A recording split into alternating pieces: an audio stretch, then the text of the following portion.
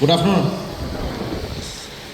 നമുക്കിവിടെ എല്ലാവരും ഉണ്ടോ എന്നറിയാൻ വേണ്ടി നമുക്ക് എന്ത് ചെയ്യാം, ഒന്ന് ട്രൈ ചെയ്ത് നോക്കാം.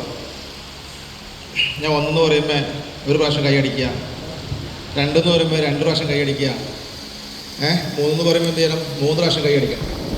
സീറോ പറയുമ്പോൾ എന്ത് ചെയ്യരുത്, കൈയടിക്കാൻ പാടില്ല.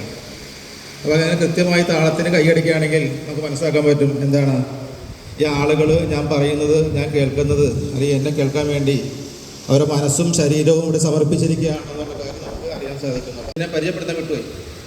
ഒരു സത്താറെന്നാണ് ഞാൻ. ഹൈനസ് ഡോർസ് കമ്പനിയുടെ ഡയറക്ടറാണ്, അതായത് CEO ആണ്. ഞാൻ 25 വർഷമായി ഡോർ നിർമ്മാണം മേൽ പ്രവർത്തിക്കുന്ന ആളാണ്. ഏകദേശം മനസ്സിലാക്കണം എന്നെ. 1 2 0 1 2 0. നമുക്ക് എങ്ങനെ ചോദിച്ചാൽ പൈസ സമ്പാദിക്കാൻ പറ്റാം, പറയാൻ പറ്റും? ആർക്കെങ്കിലും നമുക്ക് പറയാൻ പറ്റും? പൈസ ഉണ്ടാക്കാനുള്ള 3 വഴികൾ കണക്കുകൾ പറയുന്നത്. 3 രീതി നമുക്ക് എന്ത് ചെയ്യാം, പൈസ സമ്പാദിക്കാമെന്നാണ് പറയുന്നത്. 3 രീതിയിൽ.